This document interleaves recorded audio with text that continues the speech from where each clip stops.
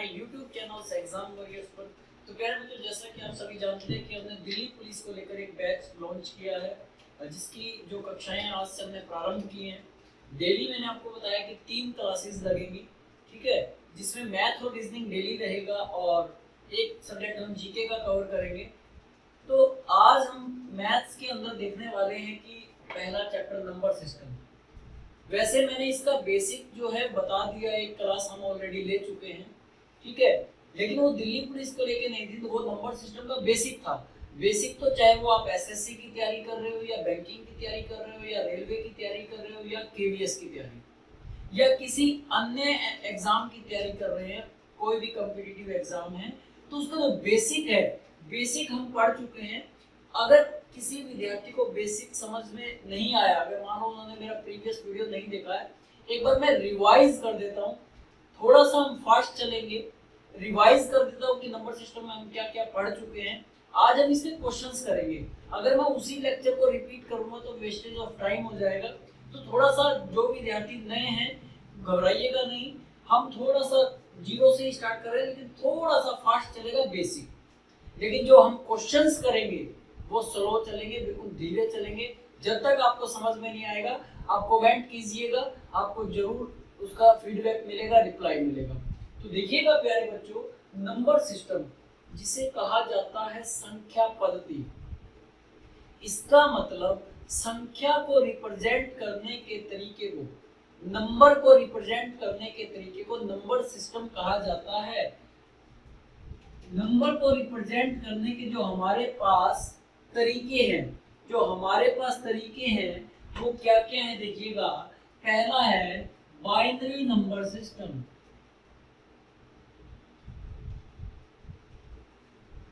जिसे कहा जाता है द्विआधारी पद्धति। बाइनरी नंबर सिस्टम का बेस क्या होता है? 2, या रेडिक्स पूछूं तो भी क्या होगा? 2। एग्जामिनर जो है रेडिक्स वर्ड यूज करता है, तो बाइनरी नंबर सिस्टम का बेस कितना होता है? 2। इसका मतलब इसमें 2 डिजिट यूज होती है, या तो 0 और या 1। 0 और 1 यूज होती है, ठीक है, दोनों का मिक्सर भी हो सकता है। कहने का मतलब 0 और 1 का प्रयोग ही किया जाता है बाइनरी में। दूसरा जो नंबर सिस्टम है उसे कहा जाता है प्यारे बच्चों decimal number system. Decimal number system का जो बेस होता है वो कितना होता है? वो होता है 10। कितना होगा? 10। इसका मतलब इसमें जो डिजिट यूज होंगी 0 to 9।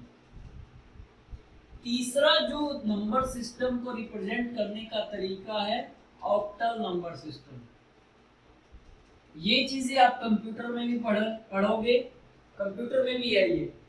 ऑक्टल नंबर सिस्टम का जो बेस होता है वो होता है 8। इट मींस इसके अंदर जो डिजिट यूज होगी 0 to 7। और जो नेक्स्ट है हेक्साडेसिमल नंबर सिस्टम।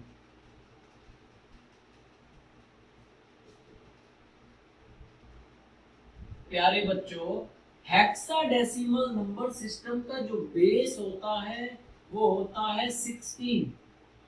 इसका मतलब क्या हुआ? इसमें 0 to 9 तो डिजिट यूज होंगी, उसके बाद 10 का कोड बन जाएगा A, 11 का कोड हो जाएगा B, और 12 का कोड हो जाएगा C, 13 का D, 14 का E और 15 का F। ये कोड बना किससे है? 8421 से।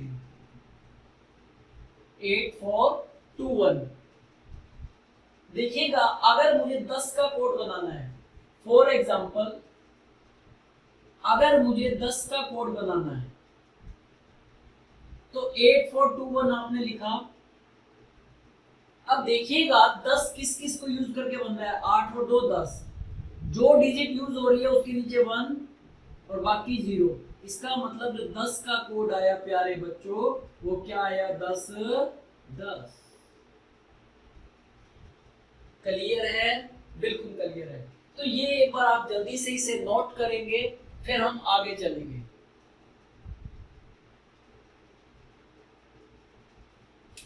उसके बाद जो नंबर बनता है वो डिजिट्स का यूज करके बनाया जाता है प्यारे बच्चों। जो नंबर बनता है वो डिजिट का यूज करके बनाया जाता है, और डिजिट हमारे पास कितनी होती हैं? 0 to 9। डिजिट हमारे पास होती है 0 to 9। इसका यूज करके, इसका प्रयोग करके हम एक नंबर बनाते हैं, और नंबर 2 डिजिट का भी हो सकता है, 3 डिजिट का भी हो सकता है, कितनी मर्जी डिजिट्स का नंबर हम बना सकते हैं।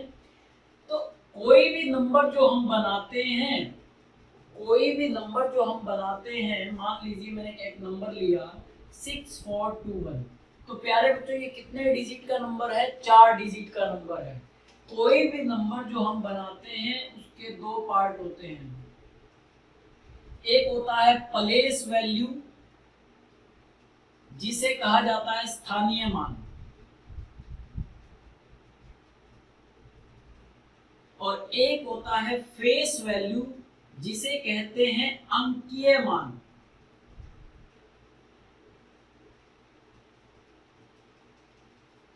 स्थानीय मान के क्वेश्चन आप लोग 6ठी 7वीं में पढ़ चुके होंगे। कैसे? आपने ये देखा होगा 6421, 1 फिर 20 400 6000, इकाई, दहाई, सैकड़ा, हजार। अब देखिएगा, अगर अंकीय मान की बात करूं, फेस वैल्यू की बात करूं, जिसको आप प्रत्यक्ष मान कहते हैं, जो आपको दिख रहा है, 10 रुपए के नोट के ऊपर लिखा होता है कि मैं धारक को 10 रुपए अदा करने का वचन देता हूं, तो उसकी वैल्यू कितनी होती है? 10 रुपए। सेम ऐसे ही अंकीय मान जो दिख रहा है आपको, इसका मतलब 1 का अंकीय मान 1 होगा,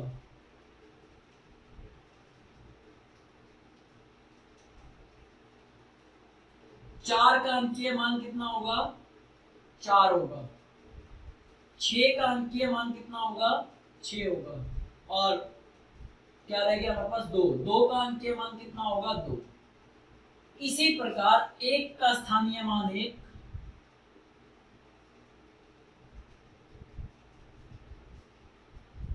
और 6 का स्थानीय मान, 6 कौन से पे? इकाई, दहाई, सैकड़ा, हजार, हजारवें स्थान पर।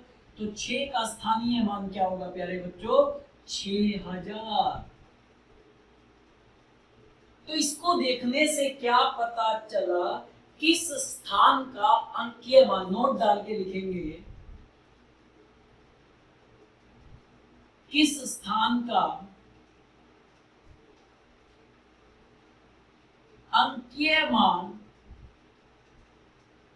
और स्थानीय मान समान रहता है।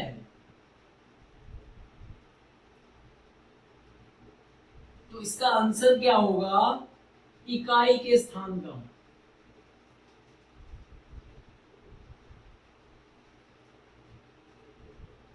इकाई के स्थान का अंकीय मान और स्थानीय मान आप देख पा रहे होंगे, दोनों क्या है? सेम है। तो ये पेपर में, रेलवे में पूछा गया प्रश्न है कि किस स्थान का अंकीय मान और स्थानीय मान समान रहता है? इकाई के स्थान का। तो जल्दी से आप इसे नोट करेंगे, फिर आगे चलते हैं।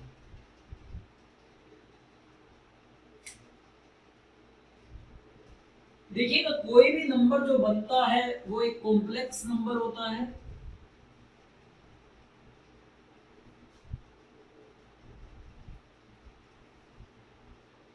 कॉम्प्लेक्स नंबर जिसको कहा जाता है समिश्र संख्या।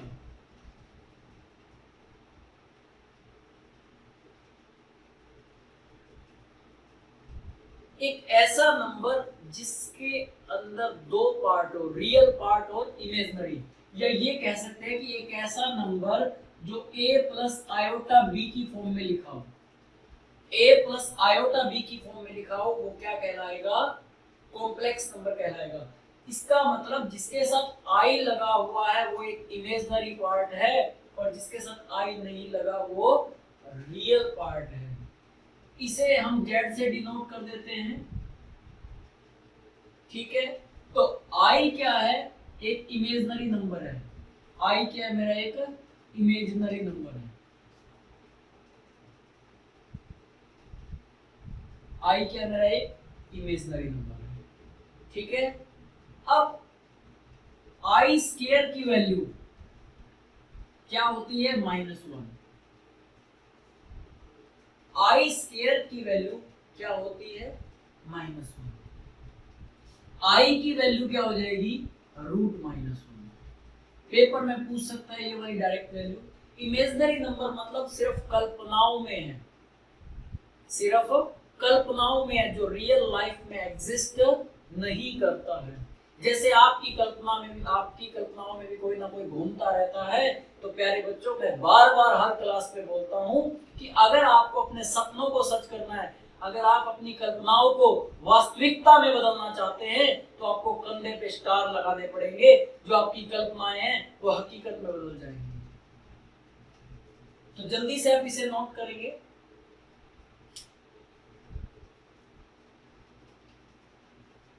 ये हम रिवाइज करवा रहा हूं मैं आपको, बिल्कुल डिटेल में जानना है तो मैंने एक वीडियो डाला है दिल्ली पुलिस की प्ले लिस्ट के अंदर, आप जाके नंबर सिस्टम का बेसिक देख सकते हैं। ठीक है, तो देखिएगा, हेडिंग डालेंगे रियल नंबर,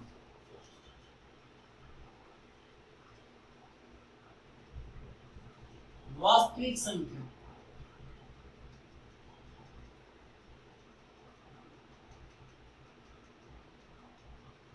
रियल नंबर के दो पार्ट लिखेंगे। पहला लिखेंगे आप इंटीजर, और दूसरा पार्ट लिखेंगे आप डेसिमल। इंटीजर को कहते हैं पूर्णांक और डेसिमल को कहेंगे दशमलव। सबसे पहले प्यारे बच्चों, हमें ये देखना होगा कि रियल नंबर होता क्या है।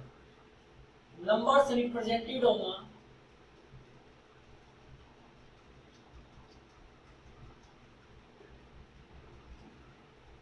Number line is called real number. ये एक लाइन आपको दिख रही होगी प्यारे बच्चों, ये -इंफिनिटी, ये 0 और ये इंफिनिटी, ये एक नंबर लाइन है। इसके ऊपर किसी भी नंबर को रिप्रेजेंट करना, डिजिट को रिप्रेजेंट करना, वो क्या कहलाता है, रियल नंबर। अब हेडिंग डालेंगे दशमलव, फिर उसके बाद हम देखेंगे इंटीजर। ठीक है ना, तो देखिएगा, हेडिंग डालेंगे दशमलव,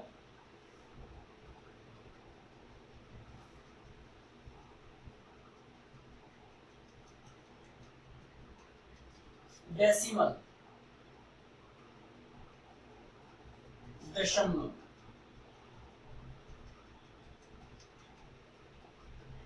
इसके भी दो पार्ट होते हैं, एक होता है रिपीटिंग,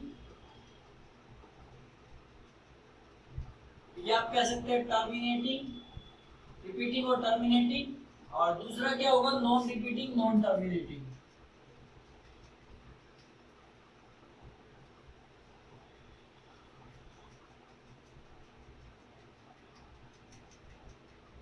अब ये होता क्या है प्यारे बच्चों, इसको मैं एक एग्जांपल के माध्यम से बताता हूँ। एक एग्जांपल के माध्यम से देखिएगा, मैंने लिखा 0.86 और दूसरा एग्जांपल मैंने लिया 0.4444 चलता जा रहा है। इसे मैं क्या लिख सकता हूँ, 4 का बार, 0.4 का बार लिख सकता हूँ। बार का मतलब क्या होता है कि वो डिजिट रिपीट हो रही है। अगर मैं इसे सॉल्व करूं तो देखिएगा प्यारे बच्चों, दशमलव के बाद 2 डिजिट है। अगर 2 डिजिट है तो 100 से भाग करते हैं, 1 डिजिट है तो 10 से, और 3 डिजिट है तो 1000 से। इसे अगर आप सॉल्व करेंगे तो ये क्या आ जाएगा, 4/9। ये कैसे आएगा ये हम देखेंगे, आज हमारी बेसिक क्लास है, तो ये भी मैं बताऊंगा कि कैसे इसे सॉल्व करते हैं बार को। तो इसका मतलब, इसको देखने से क्या पता चला कि जो डेसिमल रिपीटिंग है उसे टर्मिनेट भी किया जा सकता है। इसका मतलब उसे p/q की फॉर्म में लिखा जा सकता है, और जिस डेसिमल को p/q की फॉर्म में लिखा जा सकता है प्यारे बच्चों, उसे क्या कहते हैं, परिमेय संख्या, रेशनल नंबर, जहां पर q की वैल्यू 0 नहीं हो सकती। इसका अगर मैं एग्जांपल लूं तो इसका एग्जांपल क्या होगा, 0.314689 चलता जा रहा है, रिपीट नहीं हो रही है कोई भी डिजिट। तो बताइए क्या इसे मैं p बाय क्यू की फॉर्म में लिख सकता हूं? नहीं लिख सकता। तो जिस डेसिमल को p बाय क्यू की फॉर्म में नहीं लिखा जा सकता उसे क्या कहते हैं? अपरिमेय संख्या। एक बार दोबारा से लिखिएगा, जिस डेसिमल को टर्मिनेट किया जा सकता है या जो डेसिमल रिपीटिंग है उसे टर्मिनेट भी किया जा सकता है, ऐसे डेसिमल को क्या कहते हैं? परिमेय संख्या। अर्थात उसे हम p बाय क्यू की फॉर्म में लिख सकते हैं जहां पर क्यू की वैल्यू 0 नहीं होगी। और जिस डेसिमल को हम टर्मिनेट नहीं कर सकते ऐसे डेसिमल को क्या कहते हैं? अपरिमेय संख्या। तो नोट डाल के लाइन लिखेंगे, देखिएगा नोट डाल के एक लाइन लिखेंगे, नोट डाल के लिखेंगे पाई एक अपरिमेय संख्या है।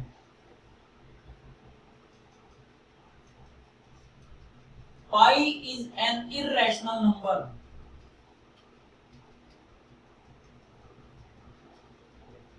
और 22/7 एक परिमेय संख्या है।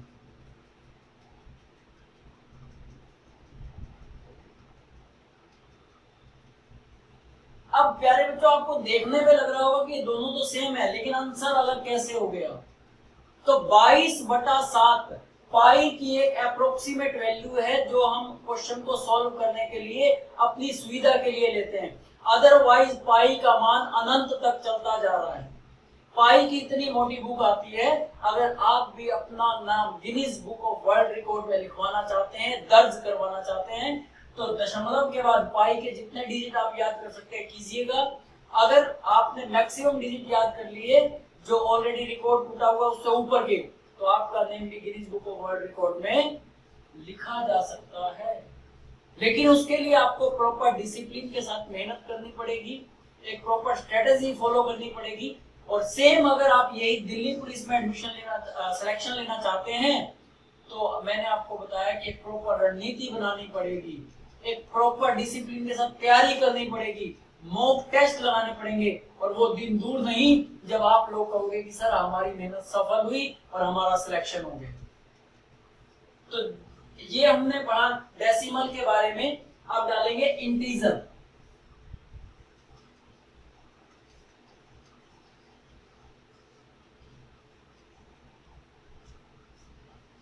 इंटीजर पूर्णांक एक ऐसी वैल्यू जिसे p बटा क्यू के रूप में लिखा जा सकता है, जहां क्यू की वैल्यू क्या होगी? हमेशा 1 होगी। जहां क्यू क्या होगा? हमेशा 1 होगा। उसे क्या कहेंगे? इंटीजर कहेंगे, पूर्णांक कहेंगे। तो इंटीजर के पार्ट डालिएगा, पॉजिटिव इंटीजर, धनात्मक पूर्णांक,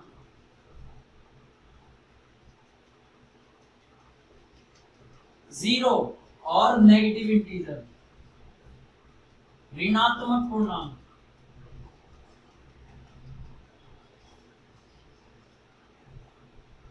तो देखिएगा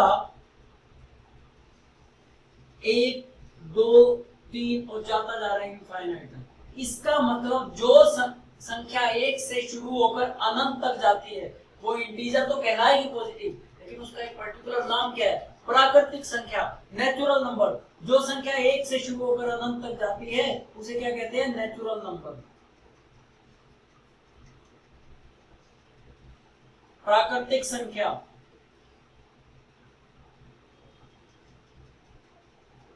और जो संख्या 0 से शुरू होकर अनंत तक जाती है उसे क्या कहते हैं? होल नंबर, पूर्ण संख्या।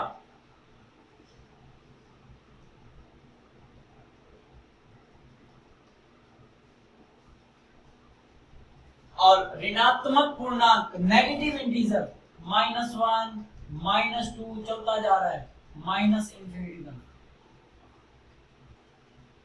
ठीक है, तो ये हमने 3 परिभाषाएं देखी हैं, नेचुरल नंबर, होल नंबर और नेगेटिव इंटीजर्स।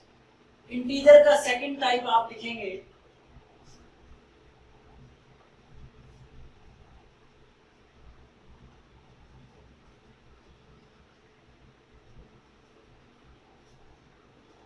इंटीजर का सेकंड टाइप क्या है? इवन इंटीजर और ऑड इंटीजर।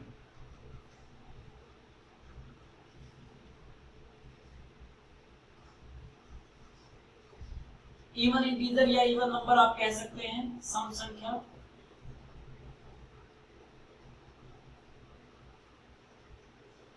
ऑड इंटीजर,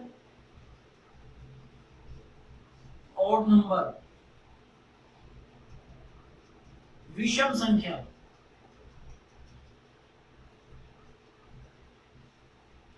प्यारे बच्चों, जो संख्या 2 से पूर्णतः विभाजित हो जाती है, जो संख्या 2 से पूर्णतः विभाजित हो जाती है,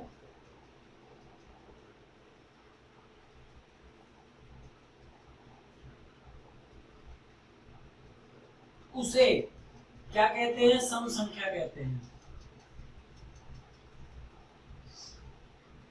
The number which is divisible by 2 completely is called even number. जो संख्या 2 से पूर्णतः विभाजित नहीं होती है,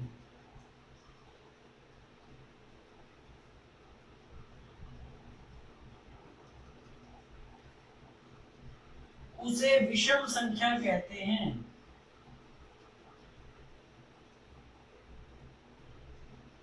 The number which is not divisible by 2 is called odd number. ठीक है, इंटीजर का तीसरा टाइप आप लिखेंगे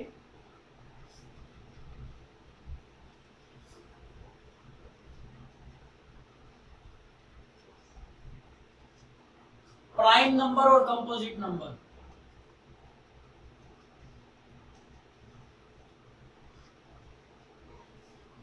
प्राइम नंबर जिसे आप कहते हैं अभाज्य संख्या, और दूसरा क्या होगा? कंपोजिट नंबर, भाज्य संख्या।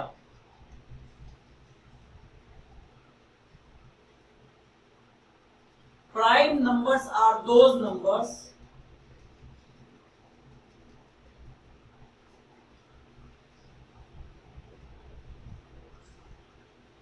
which have only and only 2 factors,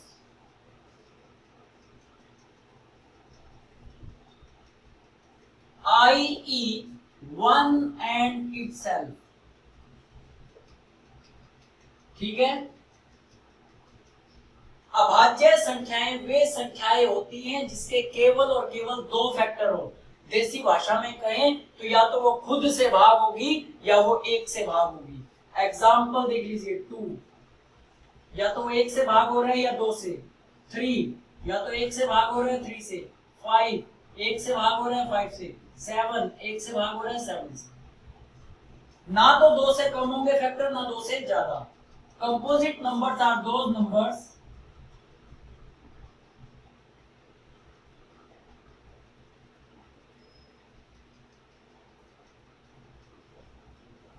which have more than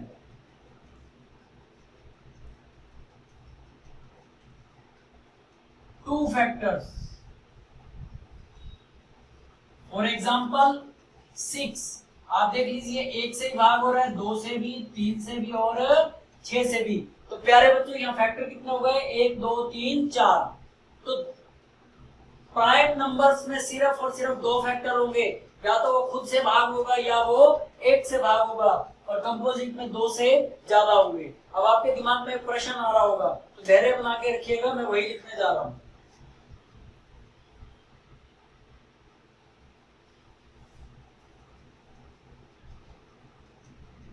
note डाल के लिखेंगे,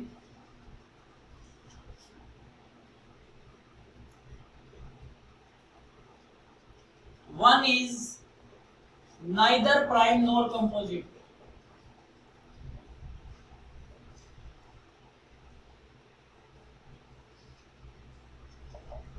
एक न तो अभाज्य संख्या है,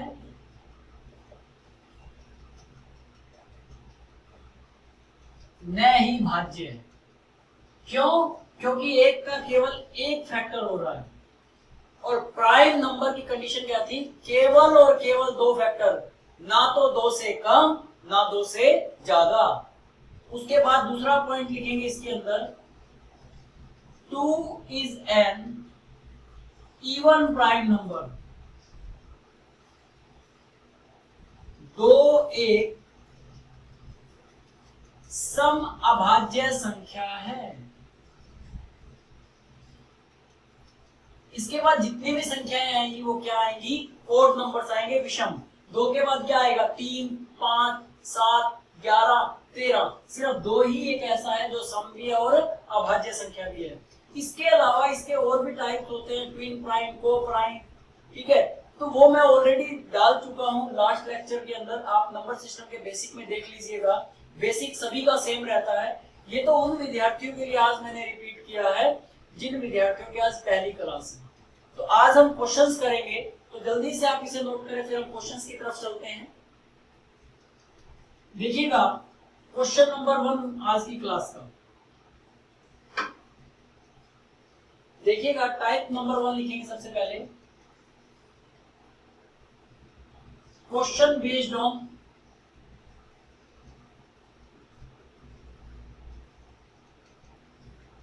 square root, question based on square root, वर्गमूल पर आधारित प्रश्न। तो देखिएगा क्वेश्चन नंबर 1,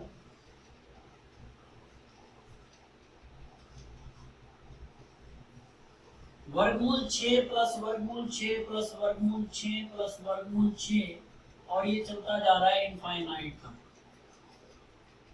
इसको सॉल्व करना है प्यारे बच्चों, अनंत तक चलता जा रहा है। आप एक चीज बताइएगा कि अगर मैं समुद्र में से एक गिलास नमक निकाल दूं तो कोई फर्क पड़ेगा? अनंत तो अनंत है, अपार तो अपार है। इतना भी समुद्र है, इतना भी समुद्र है, और इतना भी समुद्र है। इस पूरे को मैं क्या मान लेता हूं, x।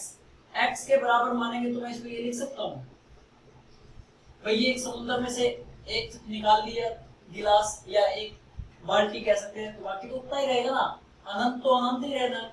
अब क्या करेंगे, दोनों तरफ वर्ग कर लेते हैं।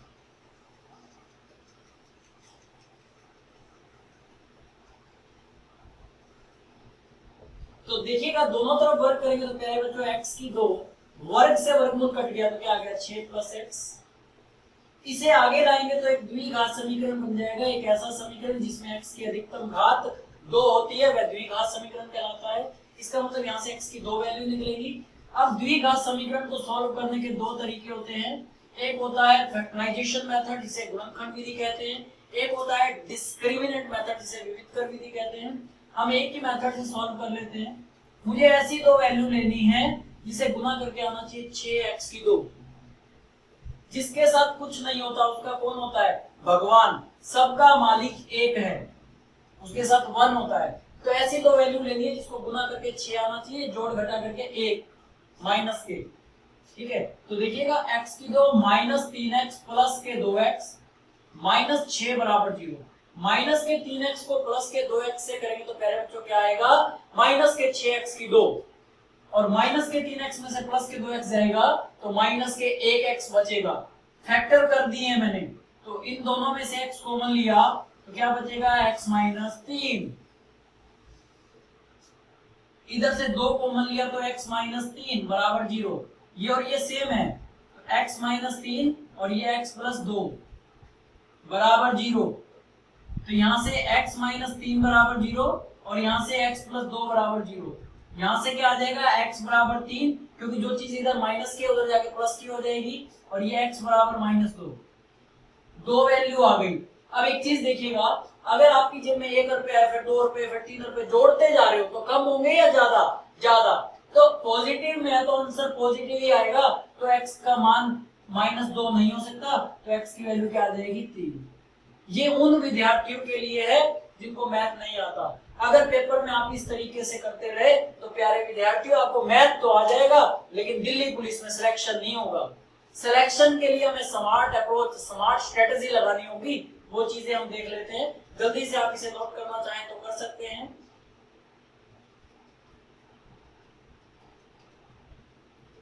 देखिएगा इसको दूसरे तरीके से करते हैं, पेपर पॉइंट ऑफ व्यू से।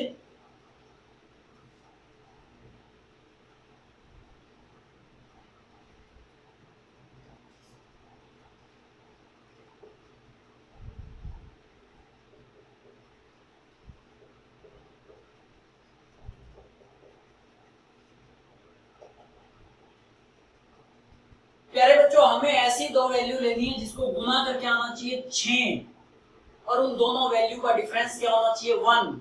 ऐसी दो वैल्यू लेनी है जिसको गुना करके आना चाहिए 6, 3 दूनी 6 और उनका डिफरेंस 1, 3 में से 2 गया 1। अगर प्लस का निशान है तो आंसर बड़े वाला, और अगर सारे निशान माइनस के हैं तो आंसर छोटे वाला। समझ में आया? ऐसी दो वैल्यू लेनी है जिसको गुना करके आना चाहिए 6 और उनका डिफरेंस क्या आना चाहिए 1, 3 में से 2 गया 1, 3 दूनी 6।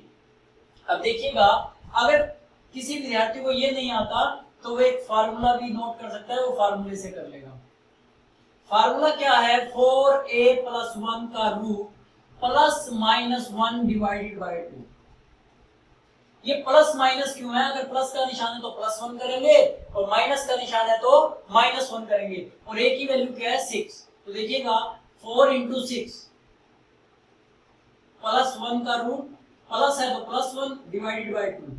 4 6 24 और 1 25, 25 का वर्गमूल कितना होगा? 5 होगा।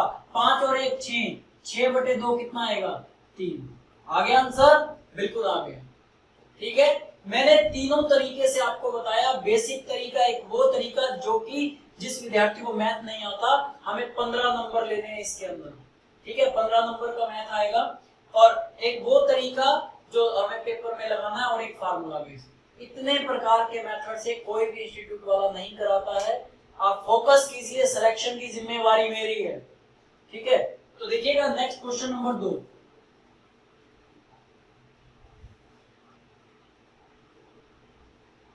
क्वेश्चन नंबर 2 क्या कहता है? देखिएगा, क्वेश्चन नंबर 2 और 3 इकट्ठा ही लिख देता हूं। √12 प्लस √12 प्लस √12 प्लस √12, तो ये जरूर देखना है इंफिनिटी तक जा रहा है। √20 माइनस √20 माइनस √20 माइनस √20, और ये भी कहां तक जा रहा है? इंफिनिटी तक। सभी के ऊपर रूट है। ठीक है, तो जल्दी से कीजिएगा, स्मार्ट अप्रोच से करना है। ऐसी दो वैल्यू लेनी है जिसको गुना करके 12 आना चाहिए। 4 3 12, डिफरेंस 1, 4 में से 3 गया 1, निशान क्या है? सभी प्लस, तो आंसर आ गया 4। अगर प्लस है तो बड़े वाली वैल्यू आंसर होगी, और माइनस है तो छोटे वाली वैल्यू आंसर होगी। देखिएगा, ऐसी दो वैल्यू लेनी है जिसको गुना करके आना चाहिए 20, गुना करके आना चाहिए 20, और डिफरेंस क्या आना चाहिए 1। 5 चौके 20, 5 में से आ गया 1, निशान क्या है? सिंबल कौन सा है? माइनस का, तो आंसर छोटे वाला। जल्दी से नोट करेंगे, फिर आगे चलते हैं।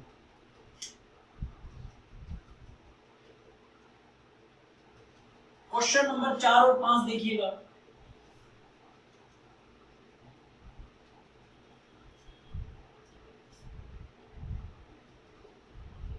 √30 प्लस √30 प्लस √30 प्लस √30, और चलता जा रहा है इनफाइनाइट तक। ये जरूर देखना है। Question number 5, √42 minus √42 minus √42 minus √42, और ये चलता जा रहा है इनफाइनाइट तक। जल्दी से मुझे कमेंट करके बताइएगा आंसर क्या होगा। देखिएगा, ऐसी दो वैल्यू जिसको गुना करके आना चाहिए 30, 6 पंजे 30, 6 में से 5 गया 1, तो अगर प्लस का निशान है तो आंसर बड़े वाली वैल्यू 6 आंसर हो गया। 7 6 42, 7 में से 6 गया 1, माइनस का निशान है तो छोटे वाली वैल्यू आंसर हो गई। ठीक है, ठीक है, आगे चलते हैं क्वेश्चन नंबर 6 की तरफ।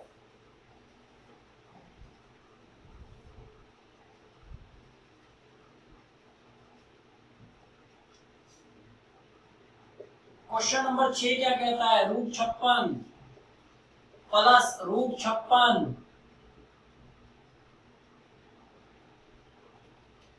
प्लस √56 प्लस √56 और ये चलता जा रहा है इनफाइनाइट तक। आगे देखिएगा question number 7, √56 minus √56 minus √56 minus √56 और ये चलता जा रहा है इनफाइनाइट तक। जल्दी से बताइएगा, ऐसी दो वैल्यू लेनी है जिसको गुना करके 56, 8 से 56, 8 में से 7 गया 1, 8 से 56, 8 में से 7 गया 1। अगर प्लस का निशान है तो 8 आंसर होगा और अगर माइनस का निशान है तो 7 आंसर होगा। ठीक है, जल्दी से नोट करेंगे। क्वेश्चन नंबर 8 और 9 लिख रहा हूं मैं।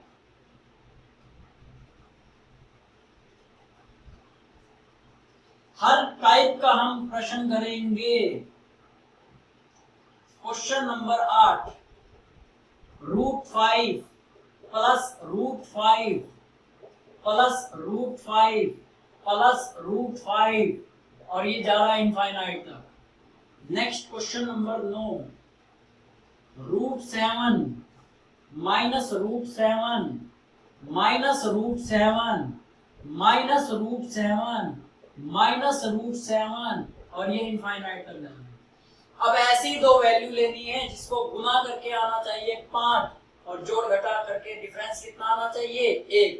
तो पॉसिबल ही नहीं है, तो यहाँ पर क्या लगाएंगे, फार्मूला, और a की वैल्यू क्या है 5। फार्मूला क्या था, 4a + 1 का रूट प्लस 1, अगर प्लस है तो प्लस, माइनस है तो माइनस, डिवाइडेड बाय 2। तो रखिएगा 4 गुना में 5 प्लस 1 उसका रूट, फिर अलग से plus 1 divided by 2।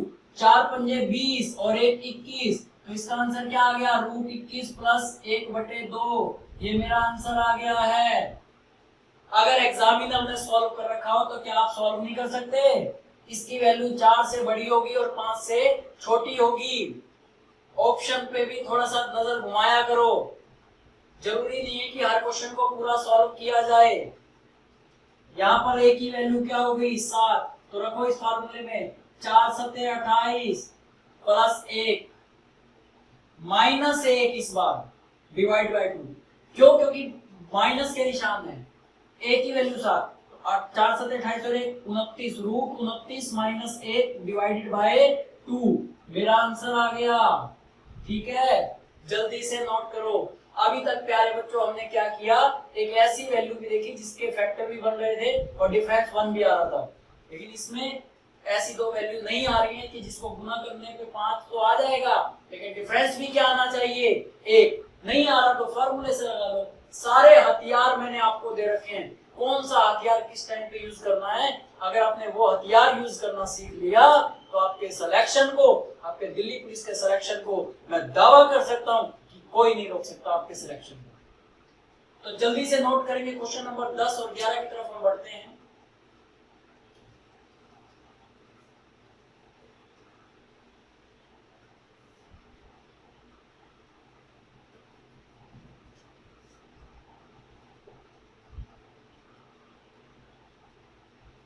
Question number 10 क्या कहता है,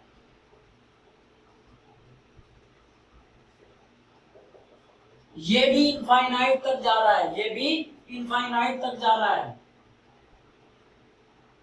ये जरूर देखना है इनफाइनाइट तक जा रहा है कि नहीं जा रहा, अदरवाइज आंसर चेंज हो जाएगा। प्यारे बच्चों, हमने प्लस वाले भी कर लिए, माइनस वाले भी कर लिए, अब गुना के आ गए। इनके बीच में कोई निशान नहीं है। जिनके बीच में कोई निशान नहीं होता तो किस चीज का निशान माना जाता है, मल्टीप्लाई का, गुना का। इसको सॉल्व करने से पहले मैं एक शायरी पेश कर देता हूं। सूरज को निकलने में वक्त लगता है, सूरज को निकलने में वक्त लगता है, बर्फ को पिघलने में वक्त लगता है। क्या कहा? सूरज को निकलने में वक्त लगता है, बर्फ को पिघलने में वक्त लगता है। मैं आपकी किस्मत तो नहीं बदल सकता प्यारे बच्चों, मैं आपकी किस्मत तो नहीं बदल सकता प्यारे बच्चों, लेकिन हौसलों से किस्मत बदलने में वक्त लगता है। अगर आपके हौसले बुलंद हैं तो मेरे भी हौसले बुलंद हैं आपको स्टार लगाने में। आपको दिल्ली पुलिस का सिलेक्शन दिलाने में, लेकिन उसके लिए आपको डिसिप्लिन वे में स्टडी करनी पड़ेगी, कंटिन्यूटी के साथ मॉक टेस्ट देने पड़ेंगे। मैं मानता हूं कि कई बार आप लाइव नहीं देख पा रहे, तो आप आज जैसे 10 बजे लाइव है तो आप शाम को देख लीजिए, बट डेली का काम डेली जरूर कीजिएगा। और वो दिन दूर नहीं जब आप खुद कहेंगे कि सर हमारी सिलेक्शन हो गई है। ठीक है, तो जल्दी से देखिएगा। अब ये गुना का निशान है, लेकिन जा कहां तक रहा है? इंफिनिटी तक। अगर गुना का निशान है और अनंत तक जा रहा है तो यही आंसर होगा। आंसर क्या होगा? 3। समझ गए? लेकिन इनफाइनाइट तक जाना चाहिए, ये इनफाइनाइट तक जाना।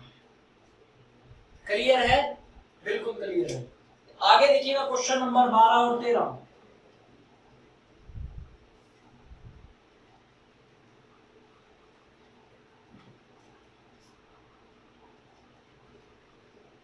क्वेश्चन नंबर 12 क्या कहता है और क्वेश्चन नंबर 13? √5 √5 प्यारे बच्चों, इस बार ये इंफिनिटी तक नहीं जा रहा है। √13 इंफिनिटी तक नहीं जा रहा है। कैसे सॉल्व करेंगे? इस 5 को नीचे उतारिएगा और ये ब्रैकेट में बंद कर दीजिए।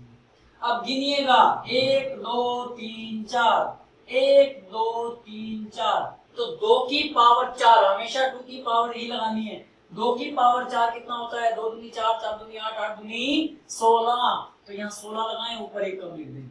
अगर मैं इसको फार्मूले लिख के समझाऊंगा तो भूल जाओगे। सीधा क्या करना है? 5 उतारा, ब्रैकेट बंद, 1 2 3 4, 2 की पावर 4 कितना? 16, ऊपर 1 कम लिख दीजिए, 15। आंसर आ गया।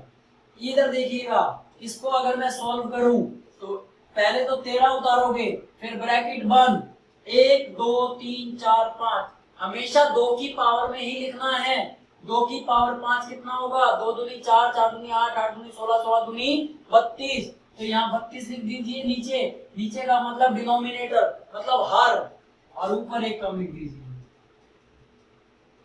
ठीक है प्यारे बच्चों, उम्मीद करता हूं कि आपको समझ में आया होगा। तो आज के लिए इतना ही काफी है। ज्यादा से ज्यादा शेयर और सब्सक्राइब करना मत भूलिएगा। मुझे सिर्फ आपका सपोर्ट चाहिए। आपका सपोर्ट मिलेगा तो मैंने आपको कहा था कि मैं 24/7 अवेलेबल रहूंगा। आप बस शेयर कर दीजिए, कीजिए, 1 मिनट लगता है। जितने भी सोशल मीडिया आप यूज कर रहे हैं सभी पे वायरल कर दो, ताकि प्रत्येक टीचर की आंख खुल जाए कि हम फ्री ऑफ कॉस्ट करा रहे हैं और वो पैसा लेकर भी आपको उतनी क्वालिटी नहीं दे पा रहे हैं। मैं दावा करता हूं जो विद्यार्थी मेरे इस चैनल को फॉलो करेगा उसका सिलेक्शन होना निश्चित है। और एक आपने वहां पैसे भी दिए होंगे, आप कंपैरिजन कर लेना रिजल्ट आने के बाद। तो आज के लिए इतना ही काफी है। तब तक के लिए बने रहिए हमारे इस YouTube चैनल एग्जाम वॉरियर्स पर। धन्यवाद।